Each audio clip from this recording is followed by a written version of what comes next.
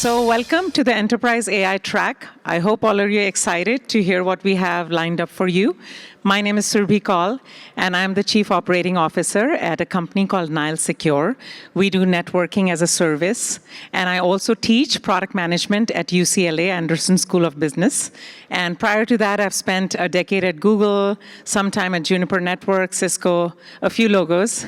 And I have been involved with TiE for the last 3 years, I would say. I started as a speaker, then became a chair for one of the tracks, and then last year was the convener. And I'm back to being the track chair because I feel this is where the most fun is. So I'm here with my partner in crime. It sure is. Thanks, Surbhi. Hi, guys. My name is Navneet Singh, and I am the CEO of StepFunction.ai. If you've been to the expo hall, you might have met our virtual data scientist, Daisy, over there. I spent 6 years in Google engineering, and I actually studied computer science and AI at MIT in the 90s. I'm pretty sure back then the full form of AI was absolute insanity. It was one of the AI winters. So really excited. Surbhi, I think today we're talking about the future of work. And whenever that topic comes up, it conjures up all kinds of emotions in people, a full range of emotions. Absolutely. Navneet, you're absolutely right that when we talk of future of work, we have a lot of trepidation, and we also have a lot of excitement, and there's a little bit of gloom and doom, and there's a lot of thinking about how our future might be easier. So I want the hall to fill up more, then we'll do a little bit of poll to see which side of the fence you lie on. But we'll come back to that. So hold on to your opinions. Yeah. Absolutely. And we want to tell you, we have no preconceived message. Our goal in this track is to let views, opinions, everything come out organically, unfiltered, right? We've got an exciting track lined up. Yeah, so we will unfold the plan of the day as we go. The first up is Dr. Vishal Sikka. I hope all of you know him and are excited to hear his thoughts. He did his PhD right around the corner at Stanford in AI before, like Navneet was saying, people even knew what AI was. And he worked with some of the very well-known leaders in the industry. And he is now running his startup. So in a second, if you want to share a little more about Dr. Sikka, we will invite him up to give his learnings over his journey, which has been phenomenal. And he'll talk a little more about that. Absolutely. Yeah, no, Dr. Sikka has worked in traditional AI and symbolism, as well as with folks like John McCarthy, Marvin Minsky, the founding fathers of AI, as well as now the new age connectionism, where he's innovating with Vianai. So, Dr. Sikka. Dr. Sikka, please come on up. Please, a round of applause for Dr. Sikka. And he can share a little more about Vianai with you in his talk, as well as what his platform named Hila is doing, which I love the name, by the way. Thanks for that wonderful introduction, Navneet and Surbhi. I want to share with you 3 brief lessons. You know, how much can you do in 15 minutes? There is a beautiful book by Carlo Rovelli called 7 Brief Lessons on AI, on Physics, on AI. I was reading that. It's summer is around the corner, so if you're looking for a nice book on physics.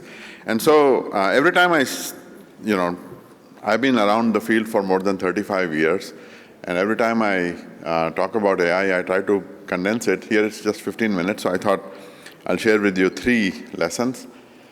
Why me? Navneet and Surbhi already talked about this.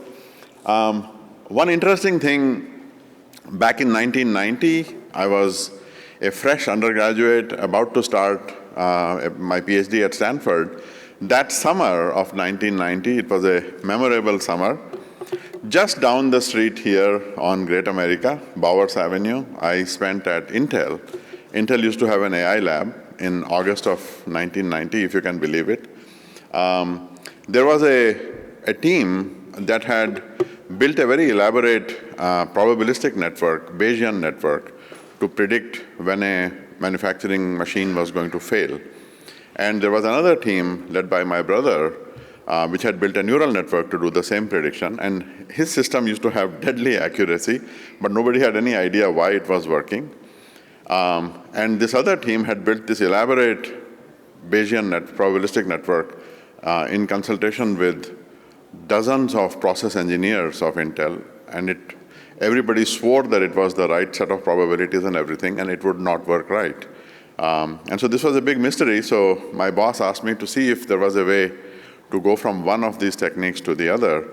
And I wrote this. It was a very, very difficult problem, but I wrote a small report, and you can see this was before Microsoft Word. The pictures are hand-drawn, and it was about trying to convert a simple neural network into a probabilistic network automatically. More recently, when I was running Infosys, we participated in OpenAI's founding by giving them a small grant. We gave them around $3 million out of the 15 or so million that OpenAI started with.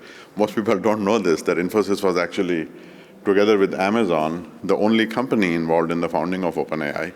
And I served as an advisor to them the first couple of years. So the first thing I want all of you to take away, this might seem like a bit of a downer with all the hype around AI these days. There are some very, very significant limitations in today's AI. If there is one lesson I want all of you to take away from this talk, it is that you need to pay very serious attention to those limitations, because in overcoming those limitations is where the value for enterprises is. So you need to understand what these limitations are. They are very fundamental, they're very serious, and you have to overcome those limitations in order to deliver value. And when you see that enterprise adoption of AI is not quite where we thought it would be in 2023 or even last year, this is the reason why. These limitations, the biggest one, of course, is hallucinations. Hallucinations are fundamental. Sam, some time ago, said that you should treat them more as a feature than a bug, which is a very nice way to put it. There are plenty of examples. Every day brings some unique example or the other. There has been a lot of work on this. A wonderful paper. One of the co-authors is a friend of mine. Hallucinations Are Inevitable by NUS in Singapore. A very nice paper out of Germany on the Alice in Wonderland problem for AI. There is a nice picture that Meta's AI made of a horse with two heads. And there is the famous reversal curse, the Tom Cruise problem. I don't know if you guys have heard about this. When you ask about who is Tom Cruise's mother, every model knows who Tom Cruise's mother is, a lady by the name of Mary Lee Pfeiffer. But when you ask who is Mary Lee Pfeiffer's son, none of these models seem to know that. So, by the way, the Alice in Wonderland problem that this wonderful paper wrote about was, it basically imagines that there is a girl called Alice. She has a brother, Bob, and then it will ask things like, Alice has 4 sisters, so how many sisters does Bob have? And of course, Bob, it will be 4 plus Alice, which is 5. And they routinely change the number of sisters that Alice has, and the accuracy rate on questions like that is like 25%. Some more modern examples. This became famous, I think, last week or the week before. Draw me a picture where there is absolutely no elephant, and then, of course, it puts a giant elephant right there. And OpenAI itself launched a new benchmark called Simple QA, I think back in December. And when they launched it in December, you can see the evals. The top model back then was around 42%, which means almost 60% of the time it is wrong on these. It's a collection of questions like the ones up there. Who was the winner of a certain prize? They are somewhat obscure and complex questions, but they are factual questions. And I was looking at this leaderboard today. The scores of the top model have gone up to 48%, but it is still, as you can see, just on basic factual things, these models hallucinate. And yeah, so when you apply these to real problems, you need to take care of this issue.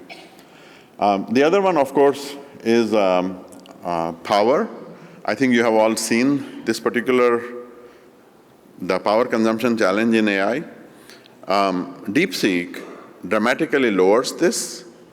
I was talking to a friend of mine in China. Apparently, they were serving 200 million daily active users with 2,000 H800 boxes. So that's, and also this paper confirms that number. It's about 1/50th of the cost of some of the more leading models. And Navneet and Surabhi talked about what the road ahead looks like. People often ask me, where does this go? So if you think about power consumption in today's AI, even DeepSeek with its 50x reduction, compared to us, I mean, you guys all had just now the chicken tikka sandwich or the smashed, what was that? The smashed samosa sandwich. That's basically enough for us for a day, We do, by and large, 2,000 calories in a day, and we don't really need the 2,000 calories. That's about a 100-watt light bulb that's on 24 hours. So any one of these light bulbs is actually more powerful than what we get by on. Out of the 100 watts, our brain, our nervous system takes about 20 watts. So this is several orders of magnitude. The estimates range between 12 zeros to 18 zeros that still need to be removed for AI to get to this kind of power consumption. And if you look at this beautiful hummingbird, that little guy operates on 7 calories in a day. So you give him one almond and he's happy. So you can imagine how much more room there is in front of us. And perhaps the most acute problem in AI is this one. Out of the 8 billion people in the world, more or less 2 million can build you an AI application. And I'm including AI now beyond generative AI, also regular machine learning applications, forecasting, predicting, whatever. Out of those, about 250,000 or so, perhaps 200,000, are people who can operate an AI system in production in the whole planet. And out of those, less than 50,000, I was talking to both Percy Liang and Sebastian Thrun before I got here, that I just want to make sure that this number is still okay. And actually, the number seems to be closer to 25,000. But to be generous, we can say less than 50,000 people could build you a foundation model. So when something is so mysterious, we end up either being completely afraid of it, or we start praying to it. This is how it works. And only 50,000 people in the world know how to build the goddamn thing. And out of those 50,000, 80% live in San Francisco or London. Then you have a problem. So this problem needs to be fixed. This, in essence, is the education problem. I think especially with TiE, with India, we can really make a dent in this. This number needs to be much, much higher. We need to demystify these technologies. So the main opportunity and also the main challenge in enterprise AI is to build applications that are able to deliver value that overcome these limitations. Yeah, make sense? So, if you do the math, NVIDIA has a huge presence here. Last year, Jensen spoke here at TiEcon. If you do the math on AI, so Sequoia has a very elaborate version of what I'm about to tell you. Mine is simpler. So NVIDIA is around $35 billion of revenue in a quarter. Let us say all of this is AI. So that's about 140, 150 billion a year. We can say, how much of this AI stuff is real? You can say that is all real. GPUs about that big, $45,000 each. $150 billion worth of it is being sold every year. And then you have the hyperscalers, people who put these together into clouds, into racks, serve them. And that amount is roughly 3x, 2.5x. I used to be on the board of Oracle until November, and it adds up. It's around, for every dollar of GPU, you add another $2 of network, compute, memory, storage, physical space, power, stuff like that. So that's about what? 400 billion a year? So you can say now people have put these together, this AI compute is available for us, this is $400 billion a year in spend. In order to, at some point, you have to become profitable on this thing. And that is amortizing at 4 years, so that's at a minimum 100 billion a year, without even including the costs of marketing and their profit margin. So the gap between how much is the AI application revenue today? Does anybody want to guess? What is OpenAI's revenue? Between 5 and 10 billion. If you put all of the rest of them together, that's another 5 to 10 billion. So there's a huge gap there between what the number needs to be and what it is today. And that entire gap is applications. That entire gap is application. The world is right now dying to get applications of AI that actually make sense, that deliver value. So where are these? People like us are going to build these. And building those applications requires that we solve this fundamental challenge, the ones that I mentioned earlier. Make sense? And I'll not belabor that point. I'll just say that when you build an application, no matter what application it is not about the technology trying to find the application. It is always about solving that application, building that application, solving a problem. Steve Jobs famously said that you have to understand work from the consumer backwards to the technology. Alan Kay used to talk about working from the screen backwards. So you have to understand the problem that you're trying to solve, the job that you're trying to do, and then work backwards into it. Ben Evans wrote about the same concept and so forth. And so instead of getting lost in this nonsense of AGI and artificial superintelligence and terminators and all of these things, just think of AI as a normal technology. It is a normal technology. It is a mind-blowing technology, but it is a normal technology. You have to keep both of these thoughts in your head at the same time.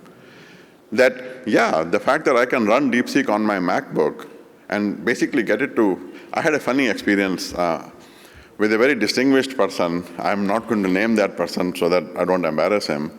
I turned off the internet on my MacBook, and on my local DeepSeek, I had a smaller version of DeepSeek, an Olama version running on my MacBook. And I generated a biography of this guy. And then he was like, but where are these sentences? And I said, they are in the weights, the model is generating them. And he said, yeah, but where did it know that I was the CFO of so-and-so? And I said, yeah, it is in the, I'm not going to name him, it is in the weights. You might as well. Back in the, some of you are old enough to remember when the televisions first came in India. My grandmother, when she first saw a television and there were people playing music on it or dancing, she went behind the TV to see, where are these people? And you're trying to tell her that, they are coming down the electrical wire and all this. And it's sort of like that. They're like, where are the sentences? Do you have the entire thing? You don't even have the internet on. So where is it getting them from Google? This guy actually was a very famous VC.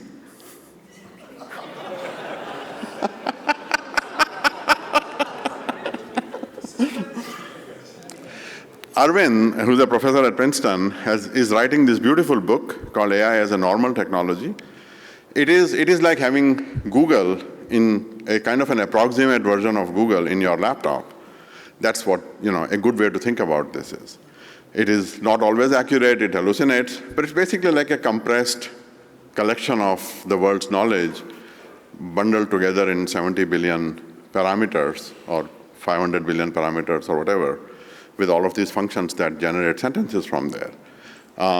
It is a very, very powerful thing, just like we've got calculators or Excel sheet or Google or all of these amazing normal technologies that we have had, and it's just like that.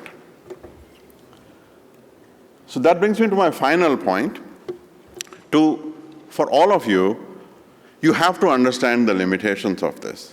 So when you get a chance, please go and play with your favorite ChatGPT or Claude or Gemini or what have you, and get it to make mistakes. It will make mistakes. They actually say that in the disclaimer down there. And then when it makes a mistake, try to understand what that mistake was and how would you fix that? How would you overcome that? Going through that experience is very important. It demystifies all of this stuff at a very personal level. And then, based on that, for all the enterprise leaders or buyers, first of all, don't believe the demos that you see. It is very easy to put together a demo that looks awesome. There's a huge gap between going from that demo to actually building a system that works, that a CFO or a head of HR or a head of manufacturing can rely on. And look for solutions that overcome, in a very reliable way, these limitations. And for the builders, for the entrepreneurs, build solutions that overcome these limitations and then deliver value. A normal technology, a very powerful normal technology that has limitations, you overcome these, build something of value, and really amazing things can happen. On a personal note, that's what I am doing, putting our money where our mouths are. Is that what it is? Putting our money? Hey, Vish. Putting our money where our mouth is. We have built a platform that solves for these hallucinations and all of these things, lets business users converse with transactional systems. So yeah, use our product, or better yet, come and help us build it. Thank you very much.